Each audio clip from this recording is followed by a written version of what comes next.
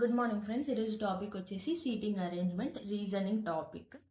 First question, 5 friends are sitting on a bench. 5 friends అంట ఒక bench మీద కూర్చుంటున్నారట. A is to the left of B.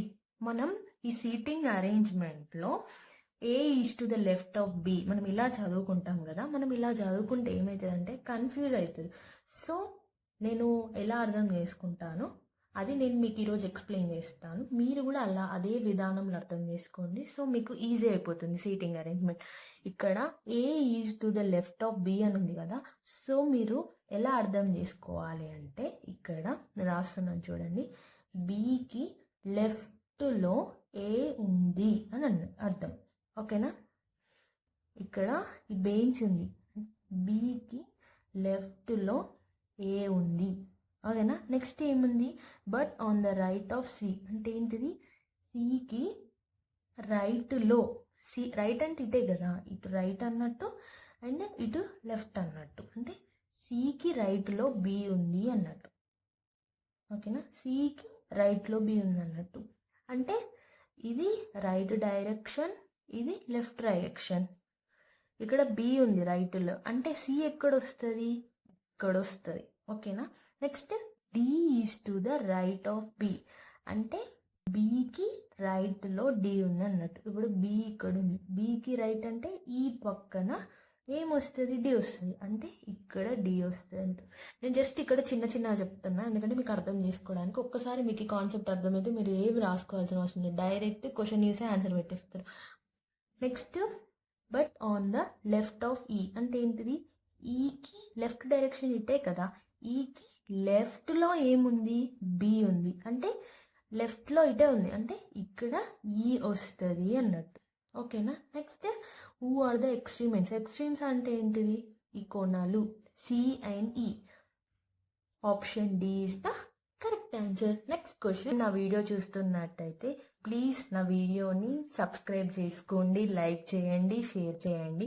మీరు like చేయడం వల్ల నా వీడియో చాలా మందికి షేర్ అవుతుంది. షేర్ అవ్వడం వల్ల చాలా మందికి యూస్ఫుల్ అవుతుంది. Next question, 6 persons ABCDE and F వాళ్ళందరంట 2 rows లాల్లో కూర్చున్నారట. ఒక్క రోలో 3 members కూర్చున్నారు అని చెప్తుంది. ఈ క్వశ్చన్ చూసి మీరు భయపడాల్సిన అవసరం లేదు. జస్ట్ సింపుల్, ఈ is not at the end of any రో అంటే ఈ అనేది ఎండ్లో లేదు. అంటే ఏంటిది దాని అర్థం, ఈ అనేది మధ్యలో ఉంది అన్నట్టు. Next D is the second to the left of F. నేను ఇంతకుముందు చెప్పాను కదా, మీరు ఇలా కాకుండా ఇలా చూడండి. అంటే ఎఫ్కి లెఫ్ట్లో సెకండ్లో డి ఉంది అన్నట్టు. ఇది రైట్, దీన్ని రైట్ అంటాము, దీన్ని లెఫ్ట్ అంటాం. అంటే ఇప్పుడు ఎఫ్కి లెఫ్ట్ అంటే ఎటు, ఇలా కదా, అంటే ఇక్కడ మనకు డి ఉన్నట్టు. అంటే సెకండ్ రోలో ఇక్కడ ఎఫ్ ఉంది, ఎఫ్కి సెకండ్ అంటే ఇక్కడ ఫస్ట్, ఇక్కడ సెకండ్లో డి ఉంది. ఓకేనా. నెక్స్ట్ది C is the neighbour of E అంటే ఈకి నైబర్గా ఉంది. అంటే ఇలా చూడండి, అంటే ఈకి నైబర్గా అంటే ఏంటిది, ఈకి పక్కపొంటి సి ఉన్నది అన్నట్టు దాని అర్థం. ఓకేనా.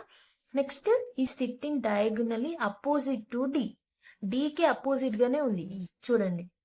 Next B is the neighbour of F. ఇలా చూడండి, ఎఫ్ కి పక్క పొంటి బి ఉంది. అంటే ఎఫ్ కి పక్క పొంటి ఉన్నది ఏంటిది, బి. ఇక్కడ రావాల్సింది ఏంటిది, ఏ. అంతే, జస్ట్ సింపుల్. మీరు క్వశ్చన్ వచ్చిన దాన్ని వెనకకెళ్ళి చదవండి. ఇలా చదివితే మీకు అర్థమవుతుంది ఈజీగా. Which of the following are in the one of the 2 rooms. One of the rooms అంటే ఏంటిది, ఒకటే లైన్ లో ఉన్న నెంబర్ లెటర్స్ ఏవి అని అడుగుతున్నారు క్వశ్చన్ లో. DBF is the correct answer. DBF ఒకటే లైన్ లో ఉంది, సిఈబి లేదు. యాక్చువల్లీ సిఈ ఇక్కడ ఉంది, బి ఇక్కడ ఉంది. ఏఈఎఫ్, ఏఈ రెండు ఒకటే లైన్ లో ఉన్నాయి, కానీ ఎఫ్ ఇక్కడ ఉంది. F, B and C. So option D B is the correct answer. Next question, a group of 7 singers facing the audience. 7 singers ఆడియన్స్ని ఫేసింగ్ చేస్తున్నారంట, standing on the stage. First వచ్చేసి ఏంటిది, 7 singers అంటే నార్మల్గా ఒక గీత గీసుకుందాం. తర్వాత ఏంటిది, D is to the right of, ఇది లెఫ్ట్.